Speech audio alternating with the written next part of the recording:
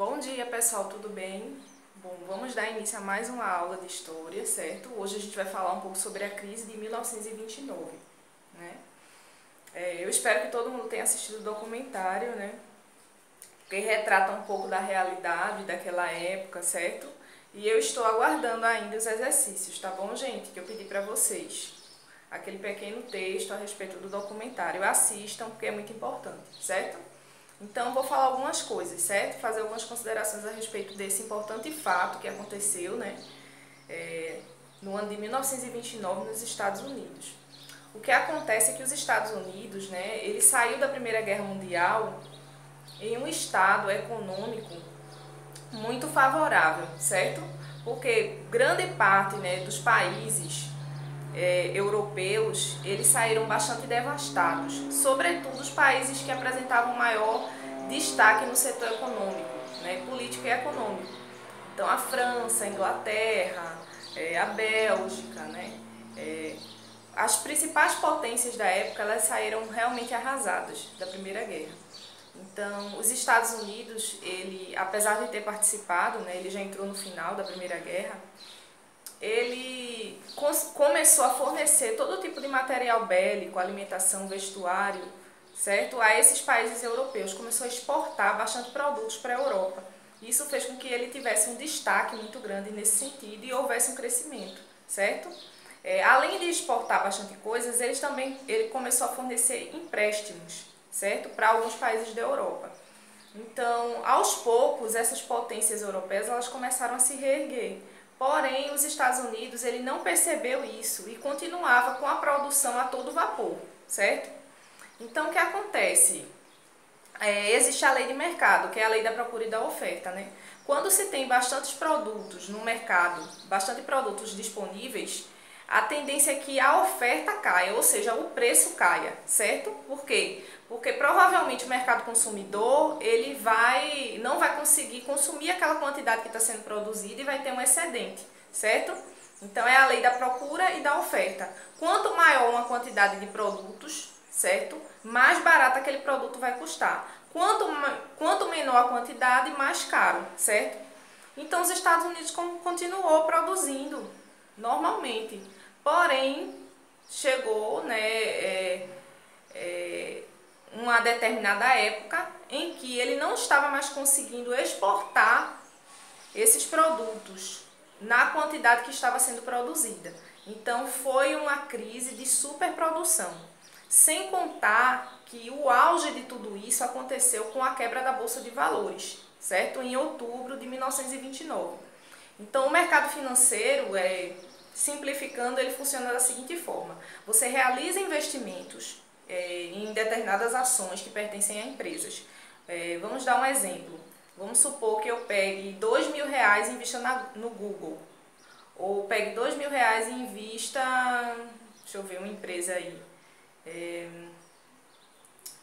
Invista na Apple, certo? R$ 2.000. Então eu vou ter 0,000000000,1% das ações. Então, supondo que eu investi R$ 2.000 e aquilo ali supervalorizou, certo? Vamos supor que em um ano, aquele mesma quantidade de ações, ele tenha deixado de valer R$ 2.000 e agora ele vale 10 mil.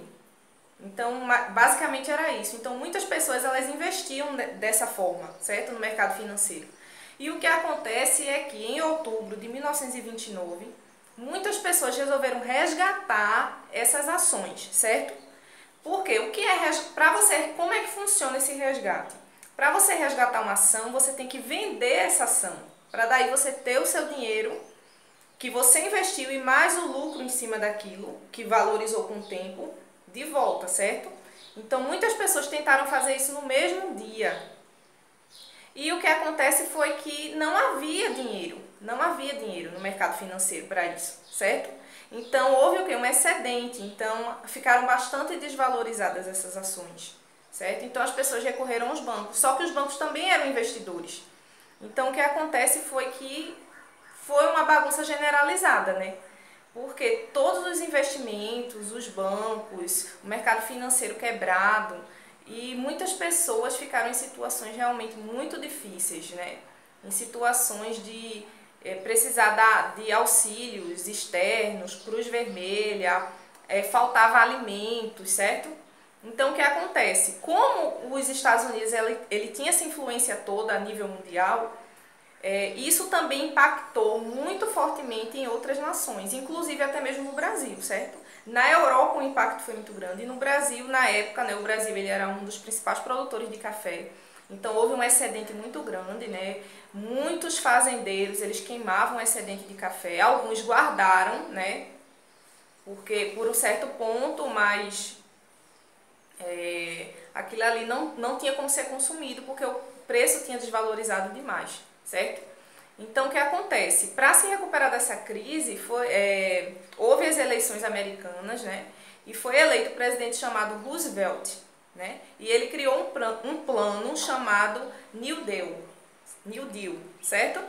E esse plano ele consistia no seguinte: nessa época não havia programas de assistência às pessoas, não tinha salário mínimo, não tinha leis de trabalho, certo? Então ele começou a investir nesse sentido, em trazer algumas melhorias para a população rural, certo? Investir pesado nessa questão de melhorias mesmo, certo? Para a população em geral.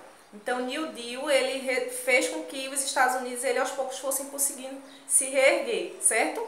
E essas ações tomadas por Roosevelt, ele refletiu também em outras nações, né? Como, por exemplo, o Brasil, né? Na época, Getúlio Vargas, ele criou várias melhorias, né? A nível de melhorias para a população trabalhadora, direitos trabalhistas, certo? Então, tudo isso aconteceu durante essa época de 30. Porém, se reerguer realmente, os Estados Unidos só conseguiu durante a Segunda Guerra, já no final, do meio para o final da Segunda Guerra Mundial, certo? Que foi quando ele realmente se reergueu por estar produzindo todos esses materiais e exportando, né? E ele conseguiu reerguer a sua economia, tá bom, gente? Então, um beijo enorme pra vocês, tá certo? Até a próxima. Qualquer coisa, me chamem no zap, tá certo? E façam as atividades, por favor, tá certo? Beijo, tchau!